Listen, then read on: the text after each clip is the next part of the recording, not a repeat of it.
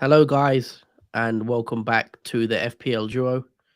We're back for another stream as always on a Tuesday, and it is the transfer tips video for Gameweek 27. Um, as you could probably hear from the sound of my voice, I don't feel too well, bit under the weather. But I thought I'd still go and do the stream and just you know keep it going. Yeah, don't feel too well, but yeah, well, let's see how the stream goes. But yeah, how you doing, Jordan? Everything good? Yeah, I'm good. Another double game week looming around the corner, 27, as we have got Brighton and Brentford doubling. So, yeah, this makes an interesting stream just because of this is another double game week. Yeah. Of course, we have a double coming up, so we will discuss what our plans are. But yeah, guys, bear with me if I sound a bit bunged up. So yeah, we will bring it up. Our teams, sorry, not our teams. Sorry, it's a transfer tips video, isn't it? So it's a buy, sell, hold, ignore. So we're going to discuss what players you should be looking to bring in. I'll let you kick it off, Jordan. With the first buy. Okay. Why should we be looking to buy Tony? Well, Brentford did play yesterday and they did win 3-2 in their game. And Tony was one of the goal scorers in that one. He did score a penalty in that one. So it was a nice return for Tony, especially with the blanks he has had previously. He sort of has had a dry spell in terms of goals, but that doesn't, I will say that shouldn't really sway you from actually buying Tony, because obviously we put him as a buy because of the double game week he has in 27, which is Everton away and Southampton away. And with his record so far, Tony's been doing really well in the FPL with 15 goals from a forward position. He's been pretty relentless, I would say, despite him blanking every now and then having a massive goal spree. I think he's pretty good for a buy, especially with his double coming in 27 and potentially one. I don't know if it's confirmed or not in 29. He's playing a lot of fixtures in the next 5, and he's definitely should be on your radar for double game at 27. And at the price of 7.7 million, that is expected to rise, obviously, as well as his ownership. They're both on the rise because, especially from Tony scoring that penalty yesterday, a lot of people are going to bring him in as well for the double. So there is a lot of appeal, obviously, to bring Tony in. I imagine his ownership will be close to almost 40% by the end of this game week, and potentially be one of the highest owned players in FPL for the time being. And yeah, I think Tony can do really well in that double. I mean, he's the type of player that is hot and cold, but he is the player that can deliver when he does score. And he does even have to score from open play. I mean, he did score a penalty yesterday and he's on the penalty taker. So all it needs is Brentford to get a penalty, and that's it. Tony has the opportunity to score.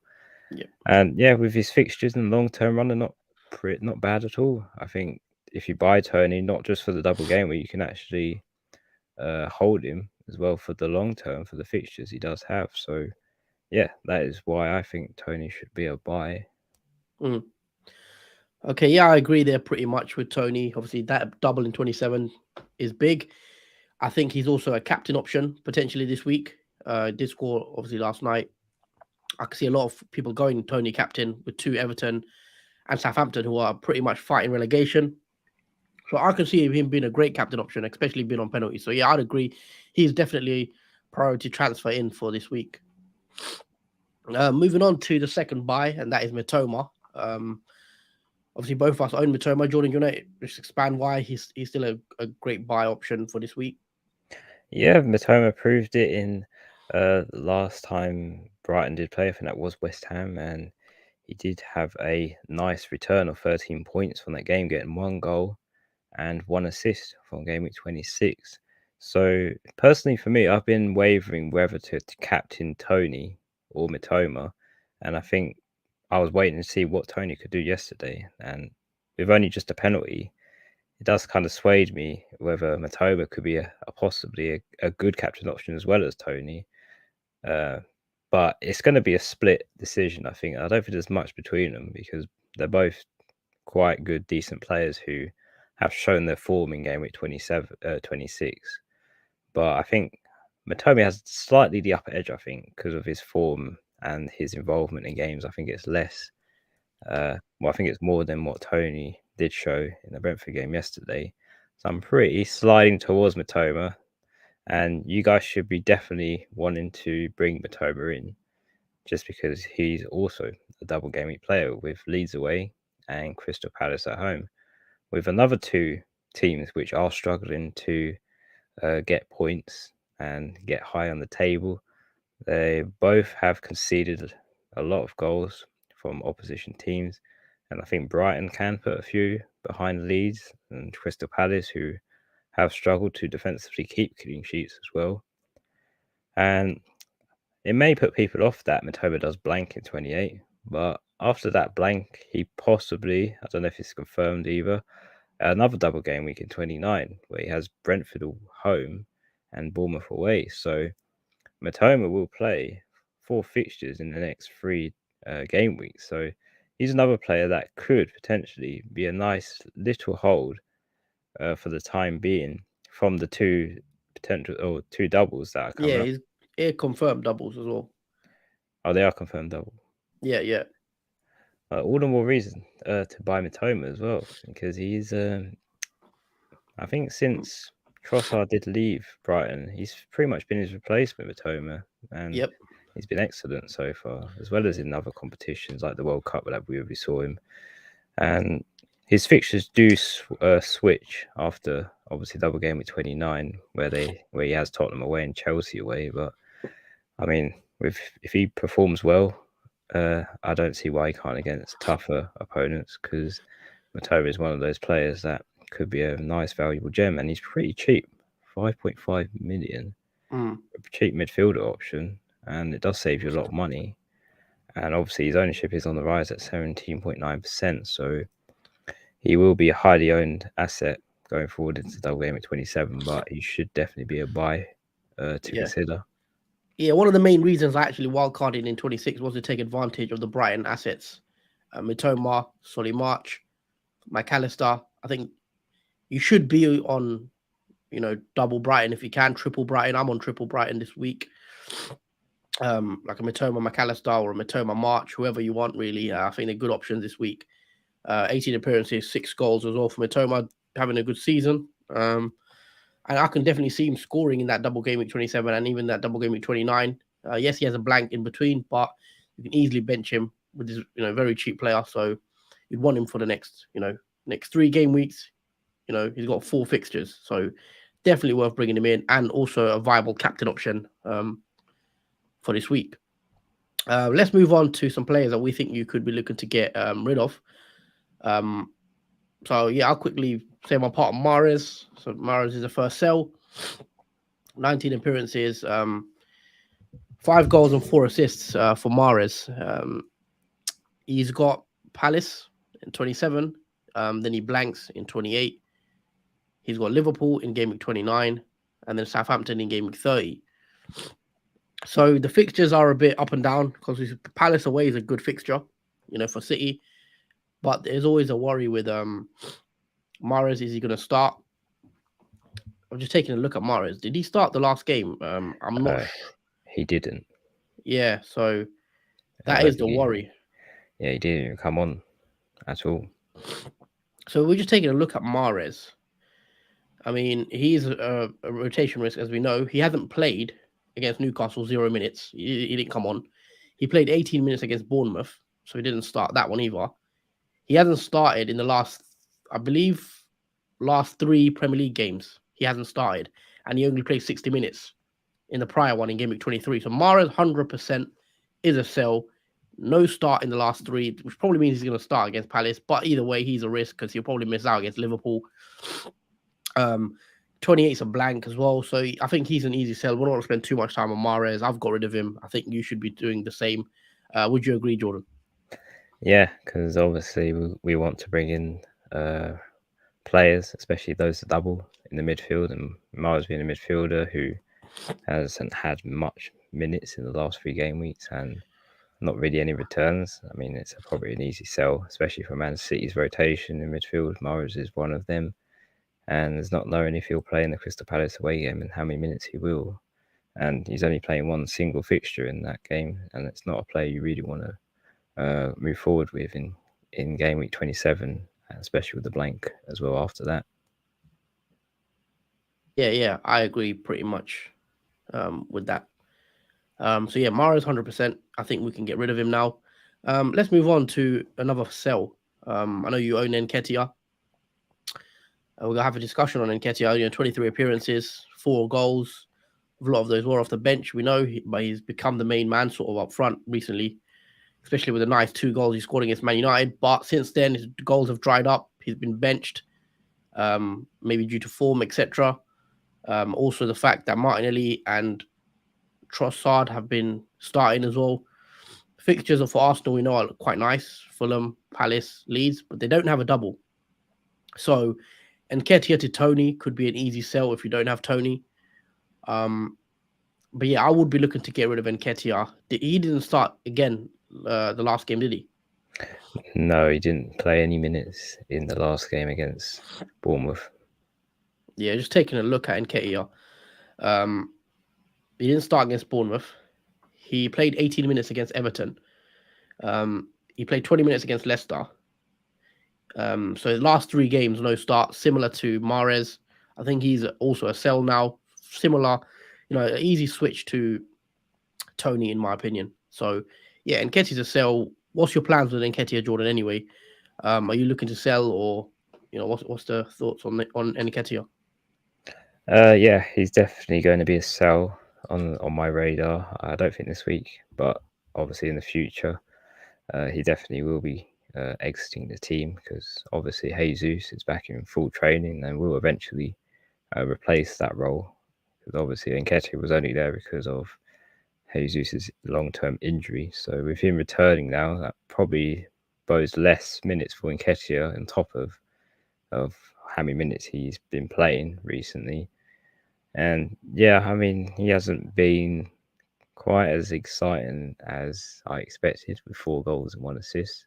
2 of them coming from a United game, which I actually benched him in that game. So it didn't really mean much to me to get the points from him in that fixture. But yeah, I don't really see Nketiah getting many minutes, especially with Jesus finally returns to the starting 11. I feel like he'll be like a player that comes from the bench onto the pitch for about probably 8-10 minutes, depending on how Arsenal's game is going. Okay. Yeah, so Martinelli and Nketiah is a sell as well. Let's move on to some players that we think you should be looking to hold. And these are maybe players that have been transferred out by managers, maybe too early, or in our thoughts, we probably think too soon. First one is Harry Kane. Now, Harry Kane's actually been transferred out by quite a few managers I've seen on the FPL, which does surprise me. I know he blanked in the last game against Wolves. Obviously, losing 1-0 was a very maybe a surprise result. We know Spurs wasn't great in that game, but you look at the fixtures. 26 appearances as well, 18 goals, 2 assists. So Harry Kane, in a normal season where there's no Haaland, he's up there, as top scorer. His expected goals per 90, 0.53 as well. And as I said, a lot of us have wildcarded him in. I think it is a bit knee-jerky, removing him after 1 blank, pretty much. Fixtures are very nice. Nottingham Forest, Southampton, Everton. And these 3 teams are near the bottom of the table. I'd back Harry Kane to score. The other reason why I definitely won't be getting rid of Harry Kane is because he has a crucial fixture in game week 28, which is a blank game week for Haaland, etc. So, a lot of managers, are going to have players that blank. So Harry Kane is a player that actually plays a fixture against Southampton, which is a nice one. So you definitely don't want to get rid of Harry Kane when he's got a fixture in that game week. And, that's sandwiched by Forest and Everton. So I would not be getting rid of Harry Kane at all. I think it's very knee-jerky for people that are removing him after a blank. And yeah, I don't see who you'd go to anyway, personally. But we know he's expensive, 11.7 million. But 18 goals in 26 appearances. speaks for itself. So I won't be selling Harry Kane at all, and I think neither should you. What's your thoughts on it, Jordan? Yeah, absolutely. I mean, I don't see why people would transfer out Harry Kane just because Tottenham did lose 1-0 to Wolves. I think that's a bit of an overreaction, despite Kane's record so far this season. I mean, he's been very consistent with the 18 goals he's scored so far and 2 assists. I think with Spurs, I think the only direct goals that are coming from is Harry Kane mostly. Not really anyone else is a real big goal scorer for Tottenham. So you have to really rely on Harry Kane to get the goals for the team. And with their fixtures, I don't feel I would want to be selling Harry Kane for the fixtures, especially for that blank in 28. You can definitely captain Harry Kane against Southampton away. That's a pretty good fixture for him. Despite being an away fixture, Southampton are in a bit of trouble at the moment. One of the teams that are struggling to actually get anywhere in the table. So, as well as Spurs trying to get that top four as well, there's a lot to play for Spurs. And yeah, for these fixtures, especially the Bournemouth one in 31, you definitely want to hold Harry Kane long term and potentially until maybe near the end of the season. If he keeps continuing to return every game or mostly every game, it's definitely not a player I would want to be get rid of. Yeah, let's move on to another player that is a hold, and that is Odegaard. So as I mentioned, Harry Kane before, Harry Kane's been transferred out by 80,000 managers. Odegaard has been transferred out by 101,000 managers so far already, and it's only Tuesday, so 100,000 already for Odegaard out. What's your thoughts on Odegaard, Jordan? Why are people selling him? Do you think it's knee jerky, or do you agree? Or I mean, obviously we say he's a hold. What's your thoughts on it?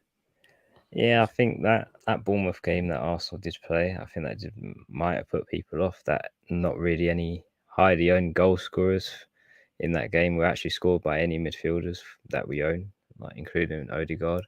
And he probably has dropped off a few points in the past game weeks, but he's still a dangerous threat nonetheless. Odegaard, in terms of he's one of the highest goal scorers for Arsenal with 9 goals and 6 assists. He's still a very dangerous attacker for Arsenal. And again, it's another player.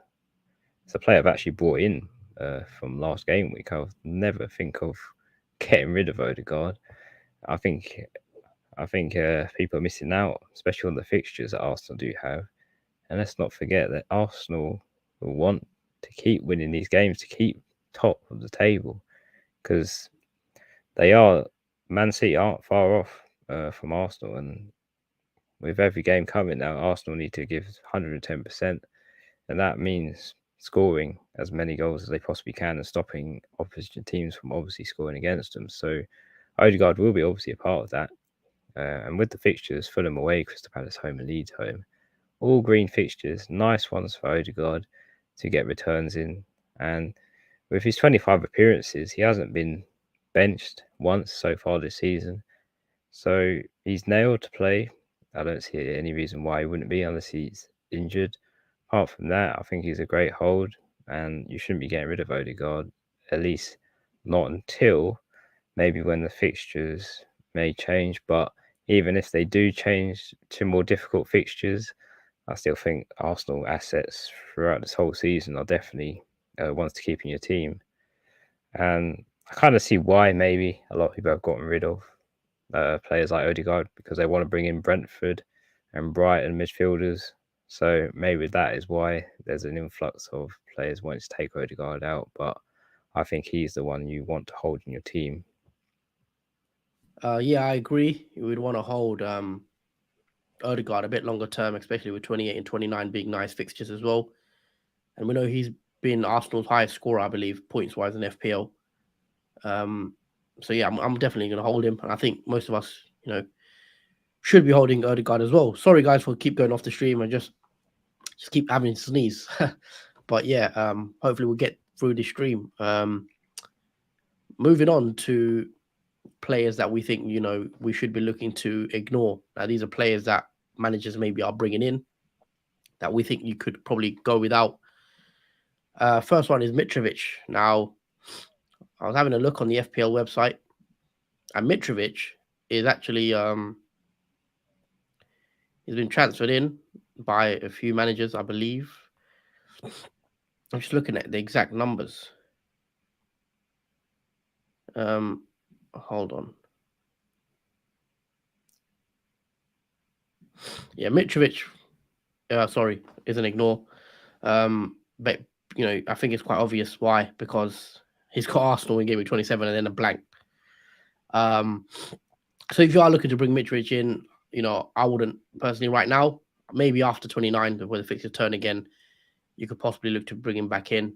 He's had a good season so far: 20 appearances, 11 goals, and yeah, not really too much to say. Arsenal is a tougher game. He could return in that one, but the blank puts me off as well. So yeah, he's an easy ignore. Would you agree, Jordan?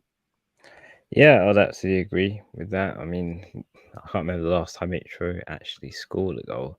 I think he's been stuck on 11 goals for quite a while now, and it has sort of dried up in terms of his returns, Mitrovic. I mean, he has suffered with minor injuries and going forward as well for Fulham. And yeah, all this on top of that has made Mitro an ignore. I mean, we wouldn't be saying this at the start of the season where he was scoring in pretty much every game, even against Arsenal. He did score one of the goals against them in the away fixture.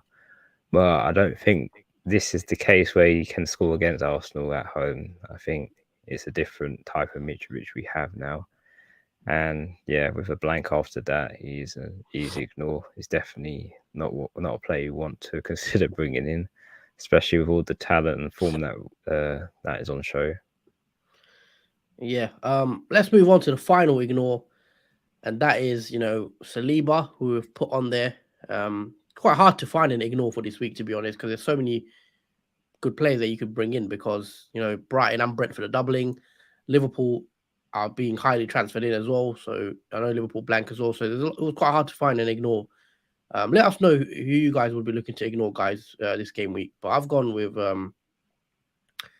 Saliba, who has been transferred in by a few managers as well. And yeah, I think Saliba's ignored because I'd rather different Arsenal assets. I believe, if you're looking for an Arsenal defender, I'd rather Gabriel and Zinchenko. Probably Zinchenko would be my top pick, then Gabriel second, and maybe Saliba third.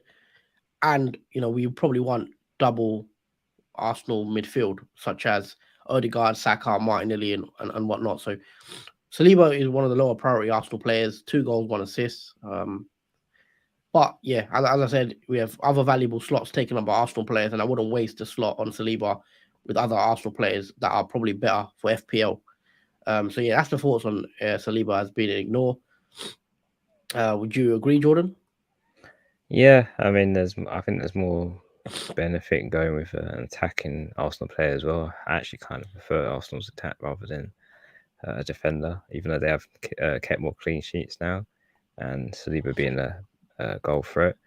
I think with just 2 goals and 1 assist though from a defender, that's pretty good. But I do want to save that extra Arsenal triple up rather on an attacker, I think, than a defender. I think, especially the amount of goals that Arsenal do score coming from the midfield and forwards. Yeah. Saliba does take up one of those spots where you could potentially get more points instead of just a clean sheet, which Saliba would normally get. So yeah, I think this week and maybe weeks onwards, Saliba can be ignored. It's not a player you should be really looking out for, especially for this double game week. There's much more attention elsewhere for players, and your transfers are more valuable on others such as Matoma and Tony and what etc. Yeah, I agree. So just quickly recap this. Buy Tony and Mitoma, sell Mahrez and Enketia, hold Harry Kane and Odegaard, and ignore Mitrovic and Saliba. So those are the 8 picks. Let us know what you guys think in the comments below. I'm going to read a few comments out. We'll quickly wrap the stream up, and yeah, we'll go from there. Johnny says, is that a stream? Yes, it is, Johnny. We are live. Dom got 57 points this game week with Mitoma on the bench. If I didn't sell Darwin and Captain Salah this game week, would have been top 100k. Yeah, that one. I think a lot of us wildcarders, especially, got rid of Salah, Nunes, etc. And obviously, we know what they did with the massive returns. Nunes and Salah both getting a brace each. But yeah, that's a bit unlucky. That was a similar boat. Good evening, gents. Oh my days, got 33 points with my wild card. I'm down out for Gameweek 27. We move. Oh, there's a flu cold in the air and get well soon, Huss. Do I take a -8 for? Do I take a -8 hit for Fernandez Salah? 7-up, 7-up for Madison. I assume you're a Liverpool fan, Michael, but let me know in the chat. I'm not sure. But yeah, thanks for obviously the kind words. Hopefully I do get well soon. Obviously, just been a bit down. So yeah, hopefully it can recover. So yeah, bear with me, guys, while I don't sound great right now. But yeah, I mean, 33 points. Yeah, I mean, a lot of us with wildcarding, we've got rid of our Liverpool assets because we thought, Man United are playing well. Liverpool do have a blank coming up, and a lot of us got rid, and yeah, it didn't pay off. But hopefully, this week it does pay off by bringing in the Brighton and Brentford assets that we decided to move early on. Should you take a -8 for? Is that a troll comment? I'm not sure. To get Madison, would you be bringing in Madison, Jordan? Well, not this week. They're definitely not this week. It's probably not the right time to bring in Madison, if I'm honest. Just taking a look at his fixtures. So he's got Chelsea. So maybe you don't want to bring him in ahead of that. You may do. 28, he's got Brentford. He does actually have a decent double game week in 29. He has Palace and Villa in 29. But obviously, Leicester aren't playing great. They've just lost 1-0 to Southampton. The week before, they lost 1-0 to Arsenal. And the week before that, they lost 3-0 to Man United as well. The last win was against Spurs in that 4-1, where Madison did get an 11-pointer. So in maybe the double game week 29, Madison's a good option, but I wouldn't do it this week, personally. And not for a hit anyway, not for against Chelsea. If you would wildcard now, what's your triple Brighton? For me, it would be Estupiñán, Mitoma, and probably McAllister, maybe. But I've gone March, but McAllister, Estupiñán, and Mitoma. What about you, Jordan? Where would you do? I'd go Ferguson, March, and Mitoma, I think. Mm-hmm. Fair enough. Does Ferguson start last game? I'm actually not sure. No, I don't think. No, I don't think he does. I think he came on. I'm just gonna look. Actually. Yeah, because I think Welbeck started because he is back now. Actually, I would actually pick Welbeck instead. Oh, Welbeck. Yeah, just taking a look back. Yeah, I mean he scored. He came off the bench. I'm just looking at Ferguson. I can't find him in for some reason on here. Let me check. Ferguson, where is he? There he is. I mean, he did play 82 minutes. Oh, sorry, my bad. He did start. Oh, he did start. Yeah, but he did in game week 23. He was on the bench and he came on. So yeah, I mean, I wouldn't go Ferguson. It's too much of a rotation risk, I think, with Welbeck. But yeah, Ali Mac, this one, it says Estupiñán and Mitoma. I'd probably go here as well. Ward-Prowse, not for me. I don't think. Ali Mac also says, I need to bench 2 from these 4. Haaland, Odegaard, Martinelli, Trippier. Any help? I would bench Odegaard and probably Trippier. As tough as that sounds. That's what I'd do. Jordan, what about you?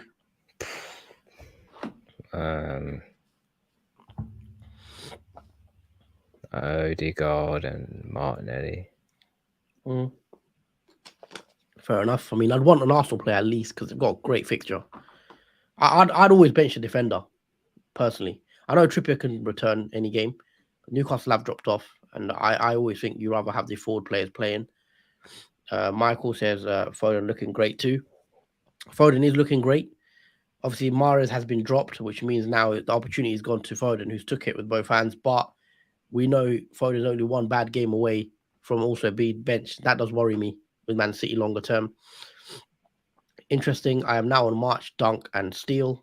I know it's not popular, but I see value in their defense. It gives me 11 players in double game 28. That's fair enough. I'm not so sure I'd go double defense. Double defense. I prefer to go double attack because I do think they are a better goal scoring team than a defensive team. I see much more goals and clean sheets. So I'd be going double midfield, definitely. But fair enough. I think Dunk is a solid option that you know he's going to play 90 minutes every week. March, I've got him as well.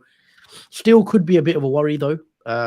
Is he going to start completely going forward, or will Sanchez get brought back into the team? I would worry about going still because we still don't know if he's 100% going to be nailed now. Sanchez, I don't know if it was form or whatever happened with Sanchez, but I would assume that Sanchez may get another chance soon, especially in a double game week. So I'd be worried with still going forward. Naga TV says I would avoid Brighton players for game week 27. Definitely not. He's got a double game week. Unless you're referencing the blank they have after 27. But then they double again, don't they? Yeah, then they double again. No, I think that might be a troll. Yeah, that was an interesting one. Michael, Brighton players did very well thus far, as did Liverpool, whom a lot of transferred out. Brennan Johnson looking good too. I got rid of Kane a fortnight ago. Ward-Prowse can cause an upset against Spurs, possibly. Yeah. Rather Solomon than Mitro. Yeah, Solomon's started picking up goals recently. I think he scored again this weekend, didn't he? Yeah. Mac looking out. Arthur, I think he's replying to a comment. Liverpool is my team. Okay, yeah, nice. I didn't know that. But yeah, nice win, obviously, for us on the weekend. Thoughts on Maddison and Zaha? Yeah, we've spoken on Maddison. I think we'll have to wait for that double. I wouldn't want him before the double, personally. But maybe you could take that risk, and maybe he's a bit of a differential for you against Chelsea. If you do back him in that game, I won't be bringing him in because my priority would be Brighton and even Brentford ahead of that double, especially in 27 and then again in 29. I think it's hard to look past that for now. But yeah, Maddison definitely in 29. I think he could be a good option. But yeah, that is it, guys, from us so far. This has been the transfer tips video for Game Week 27. We're back again on Thursday for team selection. So make sure you are tuned in for the team selection video to see what we do in terms of transfers and also our captain picks. Should be a good one. We're back again Saturday as always for a deadline stream. But for now, that is it. If you have enjoyed the content, please make sure you guys drop a like on the video. Also consider subscribing to our channel. Share the video as well if you can. Really helps the algorithm with how way YouTube works. So yeah, like, subscribe. And yeah, we hope to see you guys very soon on Thursday. So yeah, that's it from me and Jordan. Anything else you want to add, Jordan, before we do go? Thank you guys for watching. It's always appreciated. And yeah, we'll see you for the team selection. It should be an interesting one of what our plans are. And yeah, we'd like to hear what your plans are when it comes to the time. But yeah, until then, take care and enjoy the rest of your week. Yeah, enjoy your week, guys. And yeah, see you soon.